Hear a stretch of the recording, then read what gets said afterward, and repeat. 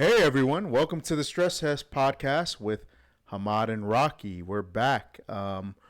Shooting a second episode here while we're here. I think the first one went kind of long, so we'll cut that and make those their own episode. But this is just to give folks context for this episode. One of the users, and we're not providing any names just to provide respect for those who want to stay anonymous.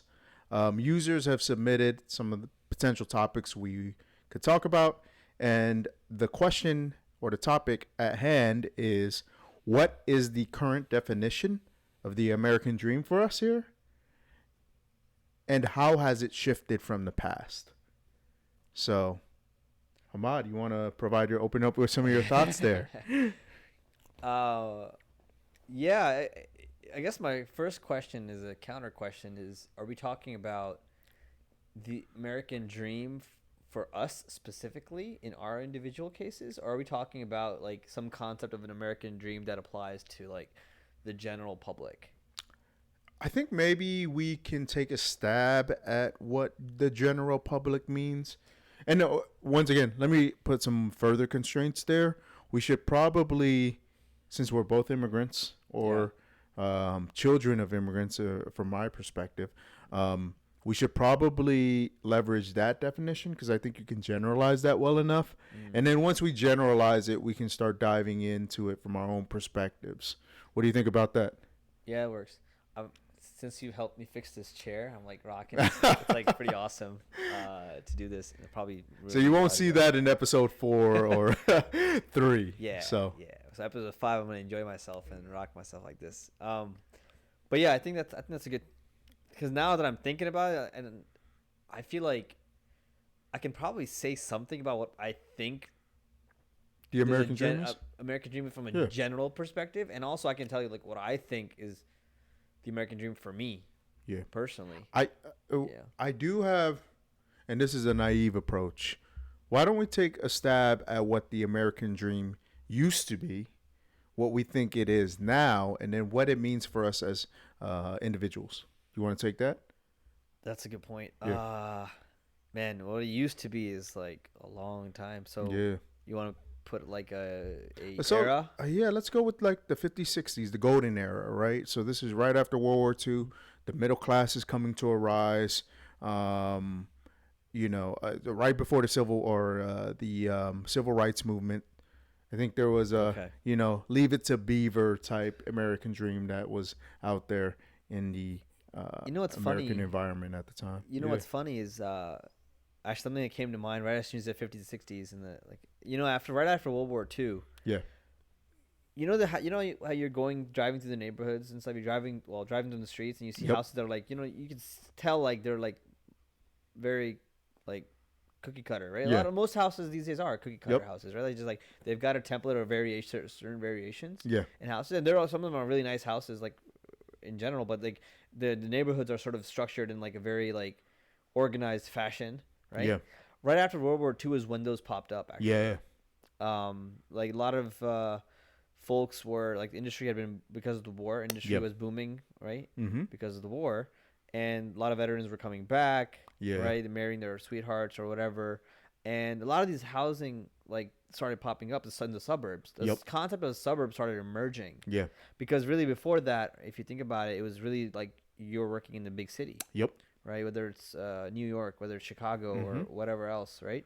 And you were also incentivized, right? If I remember correctly, to move to the suburbs. Right. And the factories were near the cities. Right. But now in like after World War II, the suburbs, the concept of a suburb is like popping up. Yeah. And so you start seeing these houses that are built. And those houses, as if you can think about, those old like commercials, old like where there's this typically white family like living in a house in the suburbs, and the wife is at home cooking, and the husband is going to work in the morning, coming back in his car or whatever, and watering the yard or whatever like that, right? The kids are playing outside, and things like that. That was the American dream. That was because whether it was, I feel like it was perpetuated to some degree by these commercials with these like this industry that's popping up to like sell those houses and like say this is what you want, right? I'm sure there was some aspect of that too, but that was technically became the American dream. Yeah. At that point, where people just wanted to do that and go and live, have a house in the suburbs. Husband goes to work, because generally in that environment, in that day and age, that was typically the thing. There's definitely exceptions to the rule, right? Yeah. But that was the sort of the image that was sold to people, right? And if you think about it too, that's when like the explosion of the ad era came, right? Yeah. Like because now TVs, Mad Men. Yeah, Mad Men. I love the fact that you referenced that, right? Because now they had access to scale. You know what I'm saying? Because you had a TV in every household. Oh yeah. And those folks were gonna watch that TV. You know, and I think it was one of those things where now is an opportunity for companies, to really promote their brand. And the agendas to get into people's houses. I mean, you've got a method of communication. Yeah.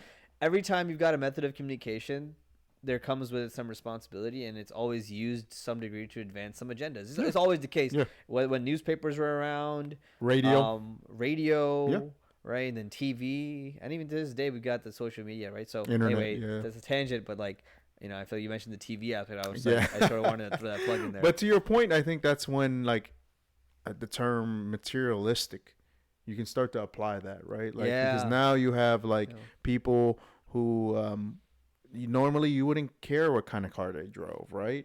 But now that's where probably keeping up with the Joneses came, right? Like people became like very materialistic because now your status within the community is dependent on like what you had, whether you could afford it or not. And I mean, technically that's where we're at right now, right?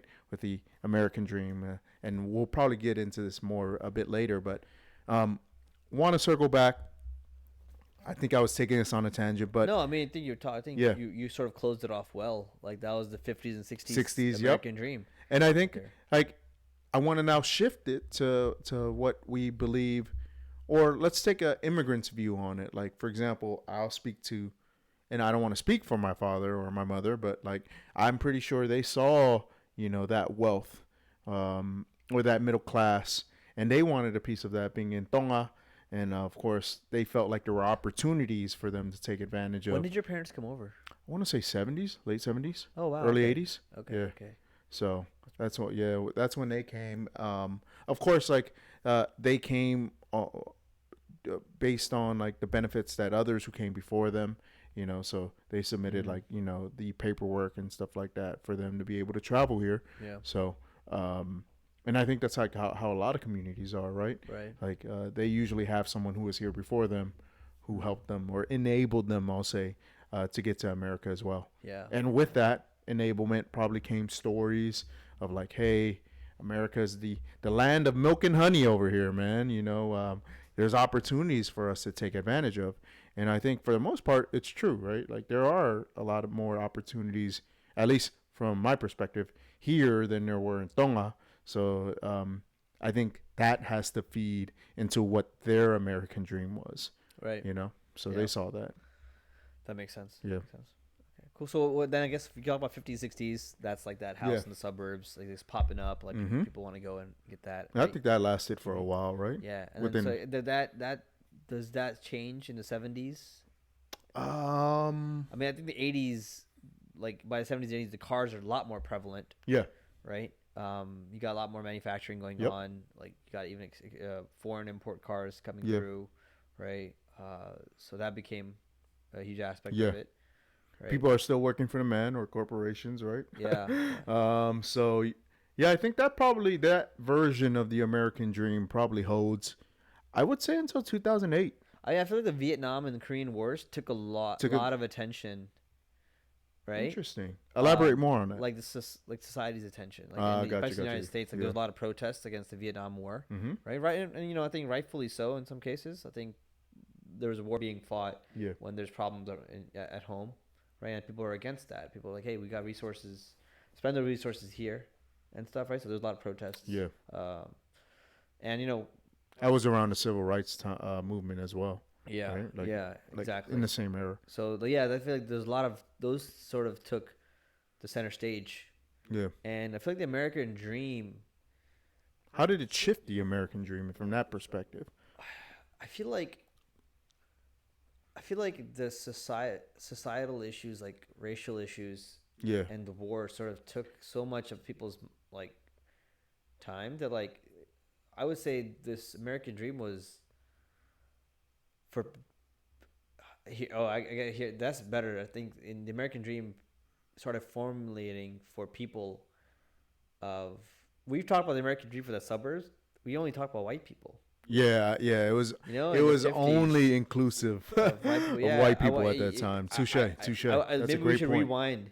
Yeah. Maybe we can talk about what we think the American dream looked like for colored people. People of color. I'm saying specifically not black or whatever. It might be other. There was also minorities. There's also other minorities, right? Hispanics. Mm-hmm. Yeah. There was some areas in the United States where there was a lot of Chinese. Yeah. Because of the San Francisco gold rush and stuff, there was a lot of people that came over from there. And I think there's probably others as well that came over that weren't in the high population, so not really talked about in history because they're not high population. But I wonder what the American dream looked like for those Chinese that came over. Their American dream was very different. Yeah, the ones who came over at least to the San Francisco in times of the gold rush. Yeah, yeah. I think it would probably. I think that might be a very deep discussion and analysis that we'd have to do, just based on the fact that. Once again, it's a whole different perspective. Yeah, it really is. I mean, like if you're, and I think we're even trying to. So what we're trying to do is generalize very deep, nuanced topics, right? That you'd have to really analyze. And of course, this is not a monolith as well, right? Like you can't just say like, oh yeah, all the underrepresented minorities here would probably just feel like this is their American dream. So maybe what we do is we put a pin on that. Yeah. And we sort of say, okay, in the 50s, 60s, we're talking about the American dream generally, for the public. That usually didn't include minorities. Yeah. Let's talk about that was caveat that. Caucasian, white, right? Families. So maybe. Actually, you can actually go into, like, they were systemically, right? Yeah. So, discriminated against in participating in this American dream. So, we could definitely have a discussion on that. But I don't know if that's the premise of So today. Let's stop the conversation for 50s and 60s and maybe the 70s as far as that's concerned. Like that was generally the predominant American dream that was perpetuated, right? But I think once equity, and I'm using that term loosely here, was provided to some extent once after the Civil Rights War, I still think the American dream for all folks, from a material standpoint. And it's hard to say that, right? Because like there's going to be groups that are like, "Hey, the American dream for me is it's by individualistic. It just changes. I think what we're talking about is what is the generally publicized or public image of the American dream generally, and we acknowledge that this is not true for everybody. Oh yeah, and different groups are very different, especially in the 50s and 60s, where like. In 70s where like there certain groups definitely had a different version of the American dream. Oh yeah. But that's not what was perpetuated in like the media and stuff. Yeah, so not at all. Maybe we'll just keep it that level because I feel like that's a really deep conversation. That's a super deep conversation. So there's actually a great book called I think Race Lines or something like that, Color Lines, where they really go in depth on like how systemically like even people like leveraging your GI Bill was to your point when veterans were coming back from World War II. That was a big way for people to get equity in homes because they can use their GI Bill, right? And that was only afforded to white males, right, at the time. So to your point, but yeah, I digress. This can be a topic that we can break down later on if there's interest. Yeah. But yeah, to your point, I think we want to constrain it to what's the general like predominant American dream? Yeah. We can go. We won't even get past like the 60s. We really won't. I think let's take a look, and this is the argument I'm going to make. So please, feel free to combat it. I think there was a notion of what the American dream was, considering like all the inequities, up to 2008, of like people owning a home, owning a car, raising a family. And the reason why 2008 is very significant is because about the Big Short, right? Like when the housing bust occurred, I think that changed a lot of people's purview on what the American dream was, just because of how it impacted people who actually owned homes. But I want to see if you agree with those thoughts or if you have a modification on that perspective. I feel like it's definitely some variation to American Dream. I feel like, honestly, I feel like the American Dream up until the recent years, actually, like the late 2010s. Yeah. I feel like the American Dream has remained predominantly stagnant as to like house in the suburbs, nice house, raising a family, sending your kids to college, having a dog, like working at a job, right? And then the shift to startups, right? And I'm talking from my perspective, right? Like the shift to like startups. Sort of like startups came along, disrupted industries where like large corporations were seen as like, oh, go work for the Microsofts, go work for these big companies like the IBMs. I'm naming tech companies because I am tech, but there's other non-tech companies that are big names that everybody wanted to work for, right? And then like the startup thing was sort of came in and disrupted that. Yeah. And so for certain people, now you've got a little different aspect of like the American Dream, where like, oh, America's known for startups. Yeah. Because we became known for like Silicon Valley innovation, etc. Right, and the Googles of the world came about, right? And so it's like now it's like, oh wow, what's this new thing? This is changing the way like we look at like career and like what how we operate, our perspective, right? And so boom, the tech industry boomed up. The people started going to STEM. A lot more. Computer science became much bigger. That was technological shift, right? The innovation that were made in technologies, right, shifted that. I think that seeing that shifted the American Dream a little bit for some people, right? And now we're at a point where like startups are big, right? That's good, it's good. But now we're in the case, if you look online, it's hustle culture. Yeah. Oh, for the good or bad. Yeah. Right. I think there's good and bad. Hustle culture. But I think that is now the American Dream has changed. Yeah. Now there's actually variance to the American Dream. I would also say like now we're getting to a point. So first of all, I want to say I do 100% agree with you on that. I think that was the American Dream, right? It was like, hey, I'm gonna do all these things, work for these well-known companies, and then the disruption came with all these startups starting to gain. I don't want to say notoriety, but in some cases they do have notoriety, but they were able to gain some rapport with the society. Is like, hey, here's another avenue you can take, and we do things a bit differently. You don't have to only for a certain group of people, right? Yeah. So for other group of people, the American Dream did remain fairly similar. Yeah, that's true. But the technological advancements that these startups brought, like Google's the world, YouTube's of the world, brought to us, I'll go back to 2000. I'll go back to 2008. So that was the year that the iPhone was released. But I don't think that changed the American. I mean, I think it did. I think the American Dream became more materialistic. Fair. Right. Which I think already materialistic to some degree, but let me caveat that. What I say is that enabled a platform for people to look at the American Dream differently. Like, for example, being an influencer. I don't think that was it. I think it was the YouTubes of the world. So you don't think?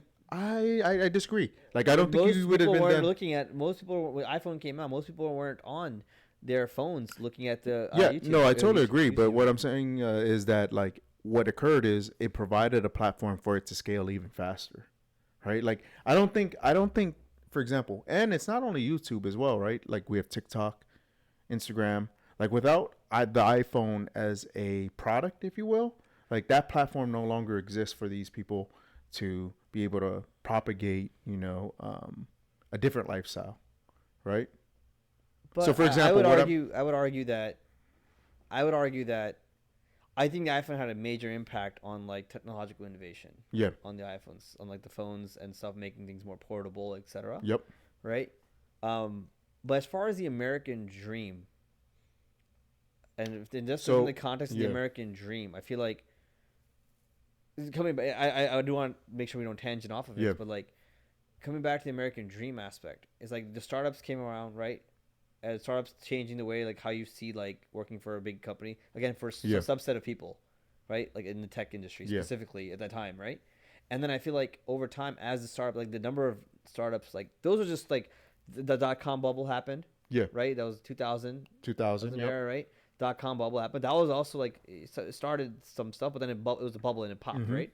And then you had the Google's survivors, right? And then it came about and started like creating these other sort of new companies that are growing so fast. And then you've got smaller startups popping up. You've got a lot more money going into this industry. And now you've got like boom, boom, boom. Now in this day and age, in the last 5, 6, 7, 8 years, you've got like so many exponential growth in the number of companies popping up. Right now, the American dream is like, now I want to make my own thing. Oh, yeah. And that's led to like hustle culture. And hustle culture isn't tied to tech, right? Whereas those were tied to tech. I feel like those kicked off like another segment of the American dream. Like we're like, oh, I can just start something and then get investment. I feel like that sort of shined a lot of light on like hustle mentality. And now every field potentially has the concept of hustle. And now the American dream, again, that's why I think that there's multiple dominant American dreams out there now. Right? So wait, I want to go back though. Like, so you're saying the American dream is hustle culture, right? I think it's actually the opposite now. I think the American dream that at least I see from my perspective, and I think this includes us too, is like we want our time back, right? Like in the previous version of the American dream, like I don't think people were thinking about owning their time. Now what I see is like, to your point, like while people are trying to hustle, they're hustling because they're making the investment that at some point in time I will be well enough or I'll have enough fuck it money where I can just focus on my time solely. That's a good point. Right? So now let's recap it and look at it. Not recap it. So let's look at it from a timeline perspective. For sure. For 50s, 60s, 70s, 80s, 90s. We'll even throw the 2000s in there, right? In 2000s, American Dream, I mean, obviously it's changed like somewhat, right? The predominant, again, I'm going to caveat everything I'm saying. Like it's the predominant American general American Dream remained relatively unchanged. Fairly stagnant, right? And then we talked about the .com bubble, right? These startups popping up.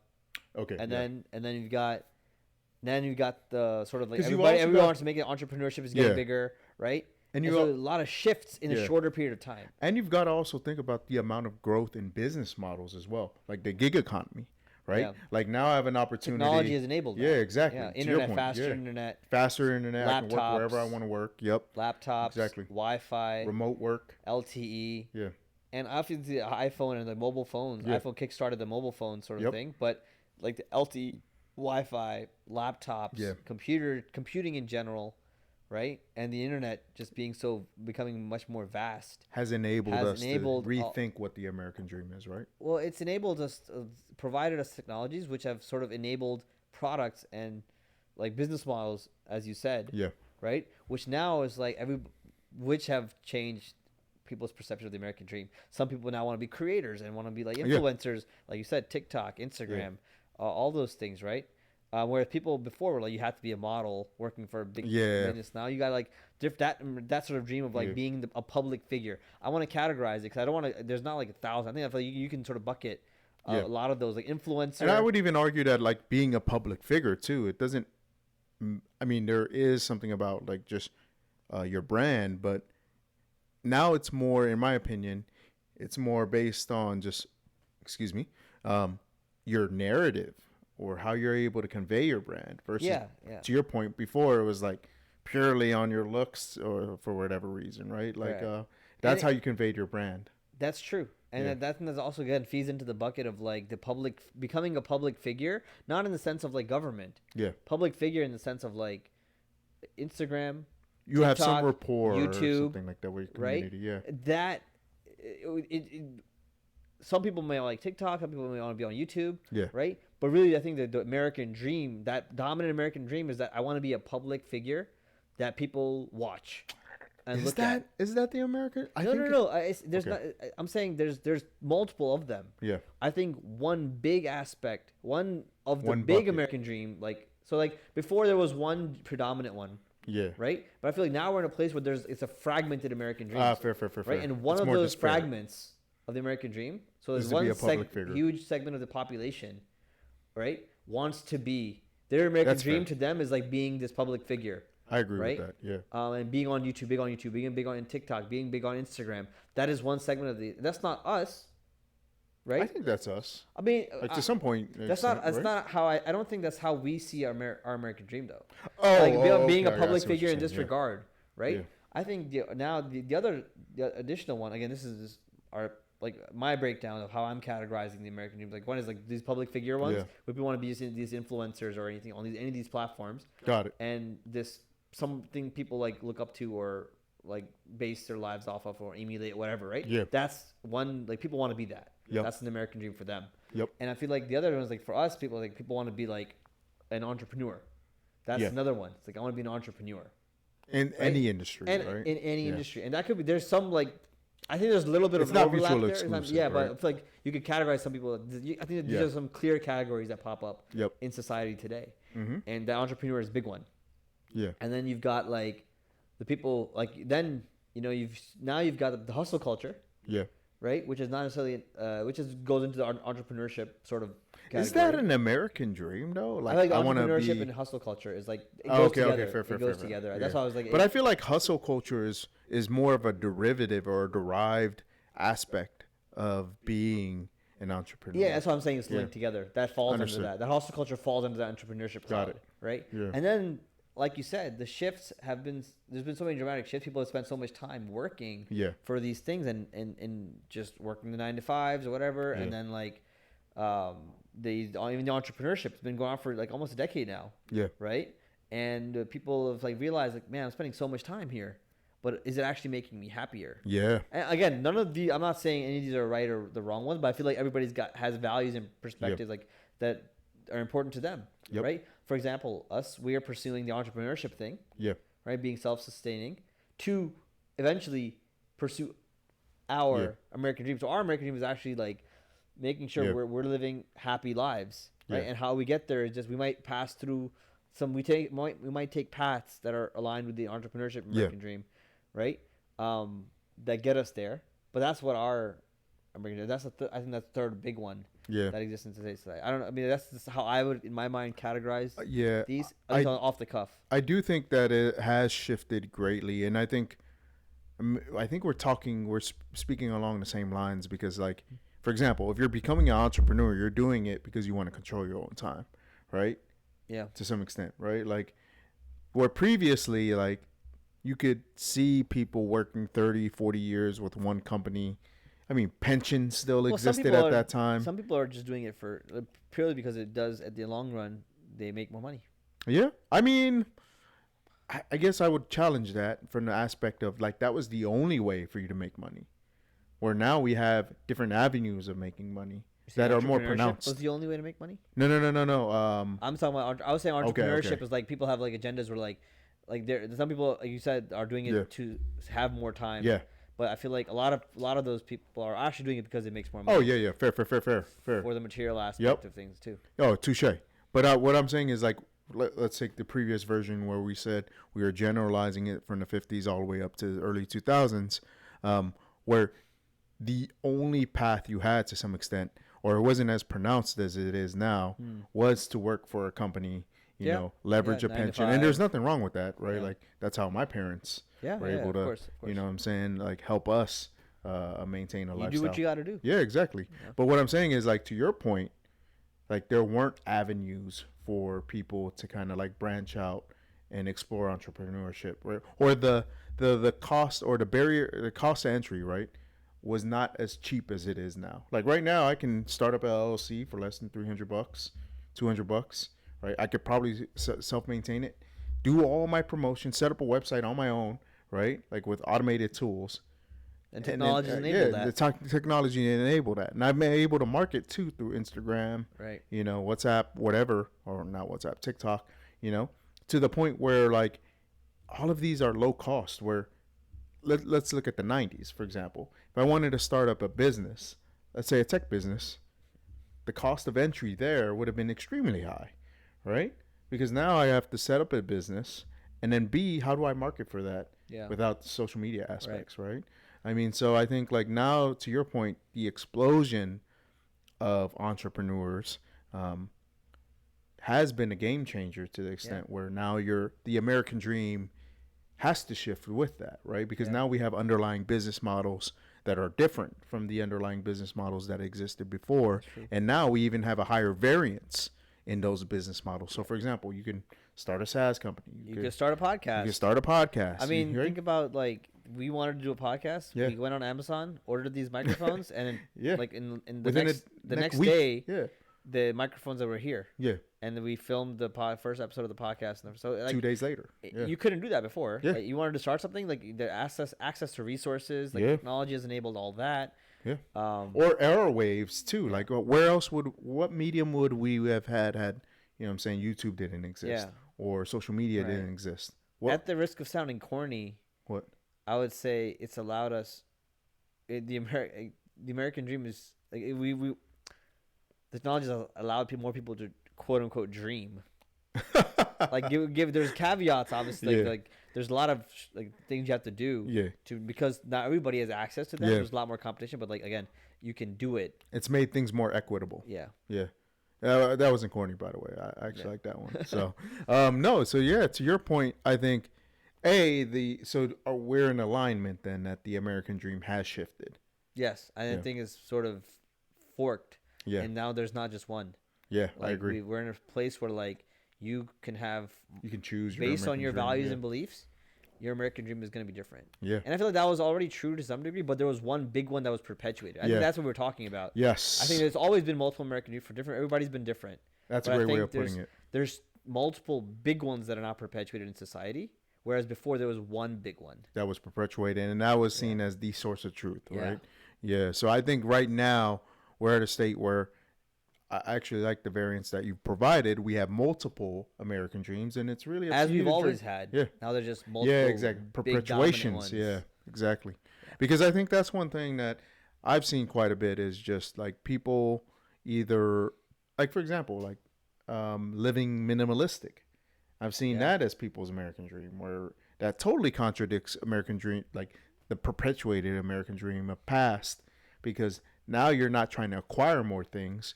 You're trying to minimize your lifestyle in order to live your dream to the fullest. You know, it comes to mind when you say that. What's that? Like, you know, it's funny that that's actually an interesting conversation too. Like the minimalists, we see them on YouTube. Yeah.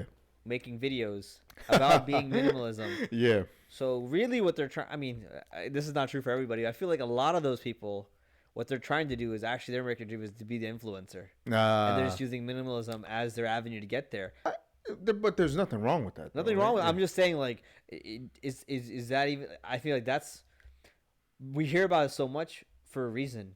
Yeah. It's because it's become an avenue for people to live, like, there's influencer life. True.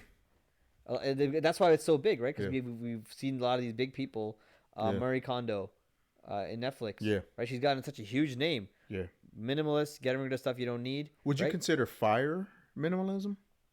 What's FIRE? Oh, sorry. Financial independence, retire early. So there's a huge group out there that, and I think this is probably intersects with minimalism, because, like, their goal is to make as much money as possible within a certain amount of years, save up a nest egg, and then retire. And then have money to sustain themselves. Retire like mid-30s. I don't know. Because I feel like it depends on what you define as minimalism. Yeah. I feel like that's such a broad term, minimalism, that you can apply to anything. So I feel like if we just apply minimalism to the concepts we see in society that are perpetuated, like, which is like getting rid of stuff and stuff, I don't think that necessarily equates, because these people want to retire. They don't mean that doesn't mean that, like, they're trying to get rid of, like, their belongings. Yeah. You know what I'm saying? So I feel like there's one is a way of life. It definitely, one is a way of life. Yeah. One is a strategy. Yeah. Touche.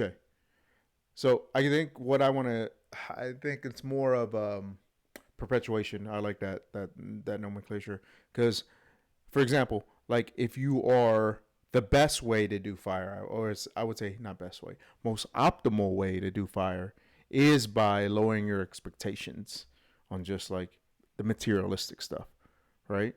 So, for example, if I don't need X amount of crap that I have to maintain later on in my life, I will be able to retire early.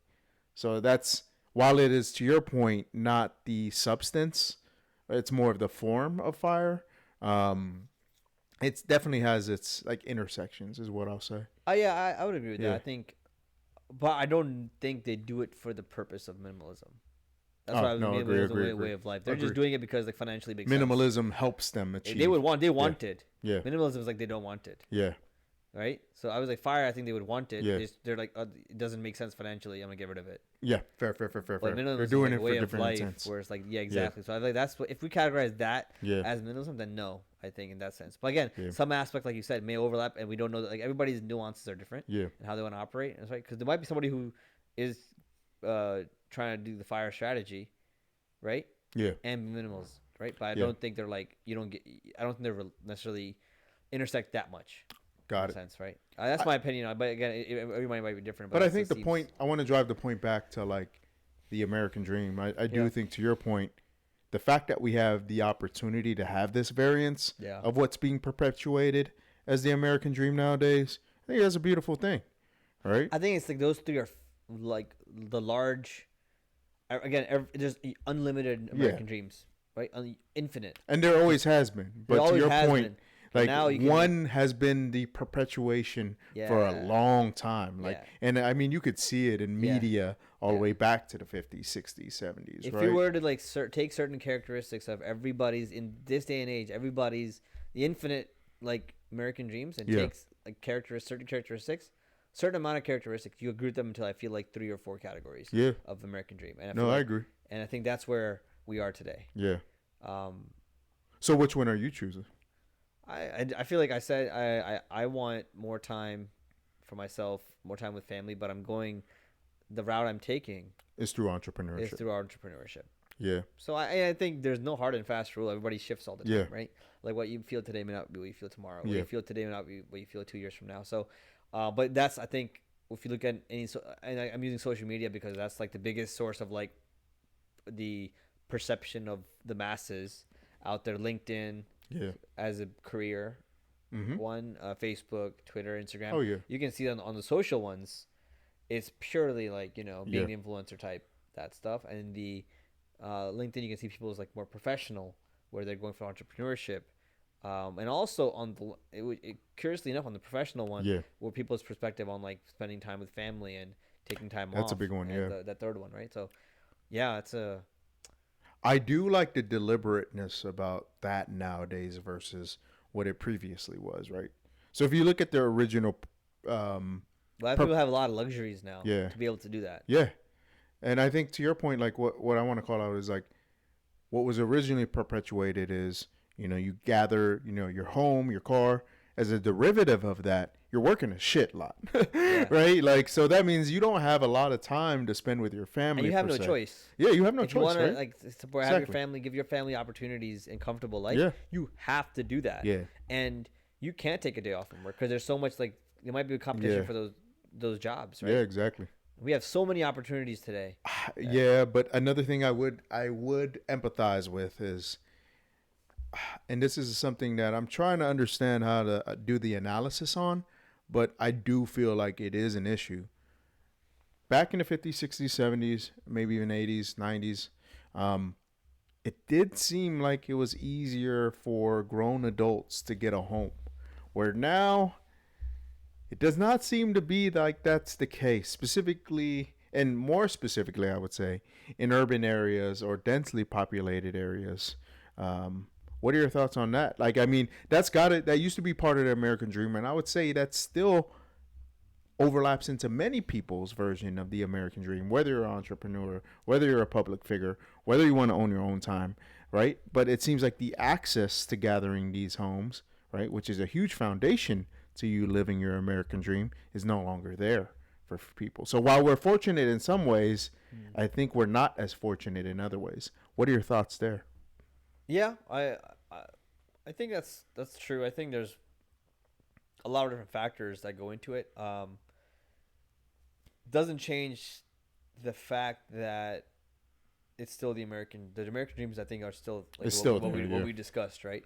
Yep. There's still the desire for people to want certain things, and that's they live a certain lifestyle, and that's how they want to end up, like how they want the families. But that's the American dream. I think at some point in time, that's got to impact your American dream, right? Like if it just doesn't seem obtainable, which, based on my discussions with a lot of people, like so you're saying like forward looking. Yeah. right? Like, yeah, I think it impacts. But let's take a step back and look at what we talked about with the American dreams, right? Yeah. We've got the influencer type, like a public the figure. Public figure, we'll right? say, yeah. A lot of the population, younger, especially younger ones, Yeah. the typically younger ones, have that aspirational thing, right? We probably predate that. Yeah, right? like is it Xenials? Is that what they're calling them now? Whatever the word is, man, I don't know. But we probably predate that by a little bit. Gen right? Z, yeah. I'm 30 years old. Yeah. Right. And so you're at the cusp of millennials right now. Yeah. Right. Pretty much, and I think, but I feel like I'm not. I feel like I'm more. I feel older, in that sense. If you as far as like categorizing myself as a millennial, I feel like I just don't feel like that myself. Yeah. But maybe I'm just, that's my perception. It's just false. It doesn't matter, right? Got it. Categorizations are. Yeah, they're just yeah. But I think we've got that, and then we've got the entrepreneurship. Yeah. And then we've got the what was the third one? Minimalist. Do we want to count them as people bucket? who want to sort of live, spend more time with their family. Yeah. And that sort of life, right? Yeah. I guess we still also have a fourth one, the previously predominant one, where people just want to work 9 to 5, support their family, get a house in the suburbs, send their kids to college. That still exists. That's still a huge part. Yeah, that's still a huge part of our society. Probably the biggest one still. Yeah. It's probably still the biggest one. While it has diminished in its perpetuation but it's still the biggest. I would still say it's still the biggest. I would say so. Right? I mean, depends. It might be demographics too that are different, right? I will even admit that used to be my quote unquote American dream until recently. I guess recently, relatively speaking, because I would say like after 2000, like the entrepreneur bug. Once I got that, I shifted my mental model. So what we're really saying is that moving forward, these struggles that you mentioned, the financial struggles, the housing, housing costs, etc. Like you said, the impact on the American dream may not necessarily be like, you may strive to go entrepreneurship, or you may strive to become wealthy in some other way, right? Yeah. I'm gonna look at that as the entrepreneurship cloud, right? Yep. That's the second one that we talked about. You may strive to go that way in order to achieve this American dream, just like we're trying to go towards spend more time with family, right? Yeah. That sort of life. Be self-sufficient. Yep. But we're going through that with the entrepreneurship route, right? Same way, I think people might go to the entrepreneurship route to get to that point. Oh, okay. Right. If it's harder to work that like 9 to 5, but then that's shifting, right? Yeah. Then you're not. Then if you're going that route, are you really working 9 to 5 anymore? Are you doing entrepreneurship? Right. So I feel like it's just it's like. People's like desire is the same, but it's not to get there. They're gonna sort of take a tactical approach. They're gonna take an approach that may shift their vision of where they end up. Yeah, but they'll still be happy, and they'll still feel like they achieved their American dream. But it might not be the same dream that they envisioned when they first set out. That makes sense. Because of the challenges that they face and the obstacles that they come up, which makes sense. People change as they face obstacles. Yeah. You face something, you can do, boom, I'm going to try to go around it. Now I've changed as a person, and now what I'm happy with, or what I want, my vision for my life may be different than when I started off with. So that actually applies to all of these four. Yeah. I guess the question then is like, is it more achievable now than it was previously? Right. So if we're saying that the American dream previously was that I'd have my own home, I'd have some atomic unit, 2 kids and a wife, or if I'm a wife, have a husband and 2 kids, or, whatever your partner sexual orientation is.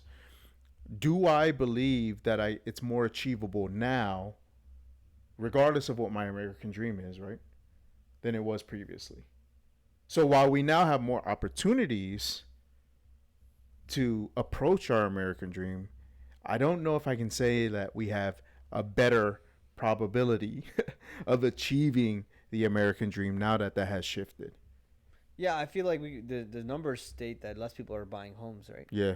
Less people are buying homes. And I mean, you can even take a look at the inflation rates from the 60, 70, right? If we're using versus the wage, I mean, there's a lot, but it's a correlative data point. It's a lot of different factors. Not causation. Correlation never equals causation, but it is still a correlation, nonetheless. Yeah, it's probably less. Yeah. Just because of costs and stuff. Yeah. Inflation, costs, etc. Like I feel like, especially if you're trying to raise a kid, two kids. Ooh. I mean, I feel like within each of these, like I feel like one, it's not like a battle between each other. It's like there's different aspects to it, right? Like the tech people working 9 to 5 are having a much different life than someone who's not in tech in the same city, like same let's town. say service industry, right? Yeah. So 9 to 5, somebody who's doing a regular, like maybe I'll say accounting. Yeah. Right? Accounting is a good job, but it's not making the money the tech's making. Yeah. You know what I'm saying? So if they're working in the same area, same place, one is going to have a harder time. Yeah. Achieving that dream if they both want to achieve the same that where they want to get the house by a suburb. So would or you they have say to commute farther? Yeah. Right. So I think there's different challenges everybody's facing as we in our current era. Yeah. Right. So I don't know. Would they have to change their approach? They probably would, right? Like, I think so. For example, if you want to maintain that dream of, having more time with family, like, I don't see how you can stay. So dream of like the typical 9 to 5 dream. Yeah. Or are we talking about? So let's say I'm working in a 9 to 5 role that isn't. Oh, we're talking about. So we categorized, just to clarify, because we've been talking for a bit. We categorized 4 high level. Yeah. There's probably more, but like 4 high level dominant ones. Right? Yeah. One is spend more time with family is the one I'm referencing. The one that we're aiming for. Yeah. Not the 9 to 5 one. The other one's the 9 to 5, have a suburb, house in the suburbs, send your kids to college. Can you even stuff. Okay, let's look at that one. That was the one that we previously perpetuated. One, right? Yeah, that's the dominant one. Can that one be even maintained at today's highly inflated rates? Oh, we've been talking about the other one the entire time? I've been talking about this 9 to 5 one. Yeah. I've been talking about this 9 to 5 one this entire time. Oh, where? Like a tech person working. Oh, okay. So that's why you provided 9 to 5 versus a service member working 9 to 5, like someone in the service industry. Yeah. Working 9 to 5. Yeah, that's going to be totally different. Well, I mean, an accountant 9 to 5 versus a tech person 9 to 5 in the same city, same town. The tech one's going to win out. Oh yeah. So the tech accountant is going to have a harder time. I wouldn't say win out. I would say they have a higher probability of achieving that 9 to 5 house in the suburb dream. Yeah, everything I'm saying is probabilistic, right? Like, it's not a guarantee. Yeah, it's not guaranteed. So, if you're generally speaking, the tech person is gonna win out because their salary is just higher, much higher, and so they can achieve that. If they're looking for that, buy a house in suburbs, they're gonna get that in where they want. They'll have more options. Let me put it that way. They'll have more options. I would actually argue that may push people's dreams, or what we said. We're saying that the American dream is an approach to essentially all of us getting what we all want, right? Is more time with our family, et cetera, et cetera. But in this case, I would say that like it would push more people to switch what their American dream is. So if I know it's not achievable, right? Like if there's no hope there, right? I'm going to change my approach in order to at least have a higher probability that's greater than 0 in some cases of getting my American dream satiated. So the American dream, we've probably defined it a couple of times by now in this podcast, but I think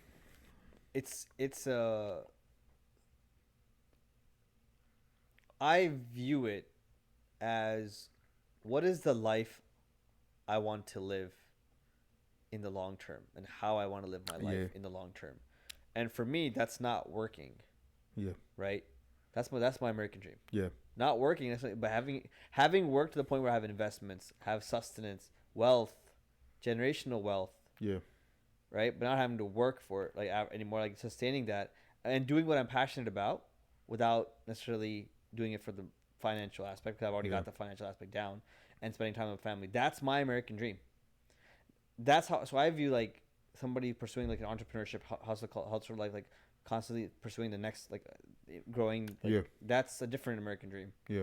A different way of life that they want to live in the long term, right? Some people have long term vision of, okay, I'm gonna work 9 to 5 till I retire. Yeah.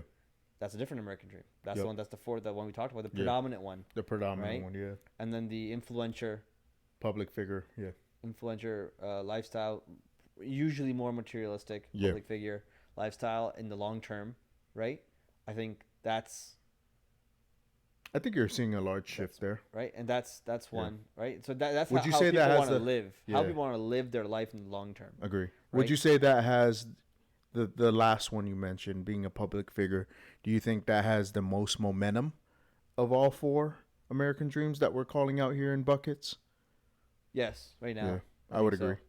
I think so because of the huge rise of like TikTok and social media, everybody's getting a lot of big popular names. Yeah. I feel like a lot of people, especially the younger generation, whatever they're millennials, whatever millennials, right? Put whatever letter you want. Gen Z, I think, is what they're calling them now. Whatever they are, man. Like, bunch of fucking weirdos. This guy. But no, I think to your point, like, I mean, I think what I wanted to say, especially with the American dream, is like, I think we both agree. These are all just what's being perpetuated in mass. Yeah. Like, everyone has their own nuanced version of what an American dream is. But to your point, there used to be one predominant one that was just took certain characteristics of everybody's dream. It was one predominant one having this, right? And now there's like four. Yeah, no doubt. So I mean, like, I guess one of the things I want to talk about, especially with the American dream, is as it shifts, I think a lot of people are changing their opinion, especially with what I've seen, and thankfully so, is people trying to buy back their time, if you will, right? Or take advantage of their time. But I think the benefit that you and I have is we knew that at a very young age. A lot of people don't really find out what their true passion is until like later on in their life. Yeah, or in some cases too late, right? Like there's that great Chinese proverb, right? Like a man has two lives, right? And their first life is and their second life doesn't begin until they realize they only have one life. Yeah. Right? Because you totally live a different aspect when you realize that time is finite. And our lives as within that time is even smaller, right? So you realize what you value. Yeah, exactly. Time, right? Yeah. And I think our American dream shifted from being the one entrepreneurship. Yeah. Well, actually, even like I grew up like engineers, like go work, be an engineer, go be a doctor. I was sort of work for somebody. Yeah, exactly. Work 9 to 5, have a job. Right? That's what I saw around me, right? Yeah. That's what I saw around me. That's what my parents did, which made sense because they came from like Pakistan, brought us here to give us opportunities to think this way. Yeah. I have the privilege of thinking this way because of the comfort they've provided me. I like the fact that you brought that up, the privilege, right? Big respect. And so but I grew up that way. So I saw 9 to 5. Oh, I'm gonna be an electrician. I'm gonna work for Microsoft or whatever company, and make money and live a good life. Then I realized, I want to be an entrepreneur, actually. I don't want to do 9 to 5. I don't want to work for anybody. I want to work for myself, right? And then in the pursuit of that, I've been working, at various companies, right? And then working on, like, side projects and initiatives, right? Entrepreneurial initiatives. And then throughout that, as I spent time with family and I spent time there and worked hard harder than a lot of people, right, that are around me. I'm not saying I worked the hardest, but I worked harder than I think a lot of people. I realized the value that I was spending so much time there that I realized the value of spending time with my family and like buying back, like you said, buying back my time. And then my dream shifted from that predominant one to the entrepreneurship to now being a place where I'm self-sustaining and like I want to, like that's where I want to live long term. And it's a realization that I came to earlier on. Yep. Yeah. And I think we were fortunate to come to. I have the same pre-notion, especially I think for me though it was different. Like I think having kids kind of perturbated that for me quicker. But to your point, I was given the privilege to do so. Yeah. Right. By my parents who came here before me. They worked blue collar jobs in order to get where they were, and then they perpetuated that like, hey, go work for the government. Because I started with the government and research labs. Right. That for them that was like this makes sense. Yeah. This is the next step up. Yeah. Which is totally acceptable. Yeah.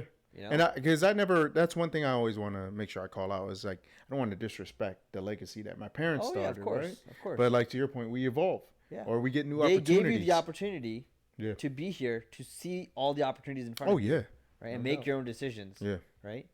So, and I also want to say, like, just the concept of American dream. If I believe in my version of the American dream, by that nature of that, I believe that's the best. Yes. Because I want what's best for me and my family. Yeah. So therefore, I believe that's the best. Rocky and I seem to align in this, right? There might be aspects of it that are different for us, but again, we're categorizing, like, we're taking our American dreams and certain characteristics of those and putting them in that cloud. Obviously, there's unlimited ones, right? Yeah. But somebody else may find the grind and the entrepreneurship, like, for the rest of their life, like, that's the version of the American dream, and that's because they think that's the best way of life they want to live, and that's totally okay. Right? Totally okay, yeah. Right? And the 9 to 5, again, totally okay. Influencer life, totally okay. Not really. But totally okay. I mean, totally, I think, essentially, as long as you're following your passion, right? Yeah. Right. Exactly. Whether you're passionate about spending time with your family, you know, being an influencer, you know, being, you know, grinding, you know. Like, the point I was trying to make is that it's okay to think that your view of the life you want to live is the best view. Oh, yeah, you have to. Right? You're going to make adjustments based on what you see around you, your role models, how successful you are. You're going to make adjustments to your American dream is always going to be constantly molding and transforming, but dynamic. It's okay to think that you have the best view of your I do not. I not only think it's okay. I think in order for you to have the life fulfillment, you have to think that way. Right. Like, if you do not think that way, right? Like, you will not be fulfilled in your life. Right. Like for example, if I lived up to my parents' expectations of what they have, right? Like having a stable job, not taking risk, right? And rightfully so. They did that because that's just, you know, they were operating under the old perpetuation of the American dream. If I were to operate under that, I would not feel fulfilled at all. Yeah. I would be, like, really depressed. Like, right? And I feel like it's doing a disservice to your parents. Yeah, exactly. No, that's not true. I want to say, like, it's doing a disservice to your parents if you don't pursue what makes you happy. Yeah. Not necessarily whatever that may be. Yeah. It doesn't have to be one of the things that we mentioned, right? It could be whatever makes you happy. If you don't pursue what makes you happy, that's a disservice to your parents, because they brought you here to be able to do what makes you happy. I agree. And I mean, that's the criteria I have for myself as a parent. Yeah.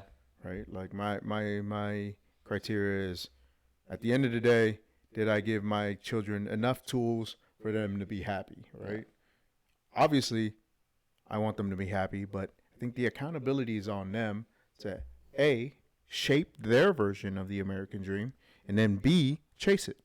Yep. Right? Like, I don't want them to live up to my expectations or my American dream. Like, if they choose to be influencers, so be it. That's what makes them happy. As long as you instill values in them, that they're not assholes, they're not going up to people's faces, and like disrespecting people for their. I think there's like certain set of core values that I want to instill into my kids, whether that's from cultural, whether that's from religious, whatever that might be for you as an individual. There's a certain set of values and beliefs that I want to instill in my kids that it will sort of persevere across any sort of version of the American dream they should practice. I would hope, right? Be good people. Oh yeah, right. And definitely. If I'm just simplifying those things, there's definitely more nuances there. But to your point, like, to our definition or my definition of good, I hope they're able to achieve that, right? In whatever they're pursuing. Oh yeah, and be flexible enough to adapt. Oh yeah, based on the things that they face and the environments they face. Yeah, right. Like, I think that's there's a lot of, like, trace backs you can call here, right? Back to, like, our general wealth discussion, our toxic cultural belief discussion. Please watch those episodes; they were good. But yeah, like, ultimately, the American dream is something that, at least for me, and I think you too, like, we align on it. Is just us being able to gather our time back. We have an approach, whether it's through entrepreneurship, and fortunately, through our 9 to 5s. We're able to make some substantial inroads there as well. But I think ultimately that's what we want out of life. Yeah. And I think, like, everyone is entitled to their version of the American dream. And if you're not living to that version of the American dream, or you haven't found it out yet, A, you should find it out soon. And then B, you shouldn't listen to anyone who tells you otherwise, right? Yeah. And so, like, I think to summarize, yeah, we had a pretty good discussion around like the how it's changed. I think summarize what we're kind of arrived at. I guess this is a discussion, and there's a lot more nuances to this, right? Than we've discussed here. But we're saying that we believe that the American dream has 50s, 60s, 70s, 80s, 90s, like fairly stagnant. It was that one predominant version of the American dream that would like sort of perpetuated in society. Yep.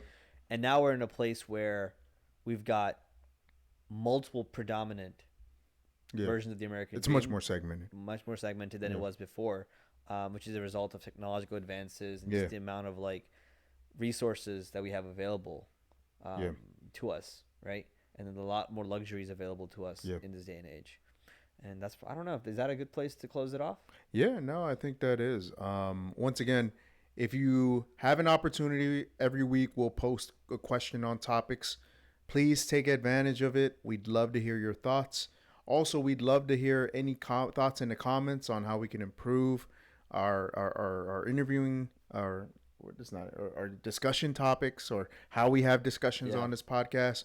We'd love to hear more of that. And we're working on an audio version as well to get us to Spotify. I know a few folks have asked like if we're on Apple Podcasts. No, we're not yet, but we'll work on it and we'll get our episodes uploaded there or downloaded there, or uploaded there so you can download them. So be on the lookout for that. But other than that, I think we're good to go. Cool. I think another solid discussion for today. I think it was a really good question. Whoever brought that question up to us, I think. Thank you again. Thank you, because we're always looking for ideas, because sometimes we talk about a lot of our ideas off the air, and then we're not really sure how to talk about them on the air. But anyway, appreciate that idea. Please keep them coming. Also, if you do submit a topic you want us to discuss, let us know if you want us to bring up your name on the podcast. Yeah. I think that would probably build some greater rapport and community here. But if not, it's cool. We'll keep it anonymous. And hopefully we'll start editing those screenshots here as we get better in our skills on producing podcasts. Awesome. Well, thanks again for watching. Another good topic. I think really enjoyed it. And like, subscribe, and look forward to the next one. Thanks. Peace.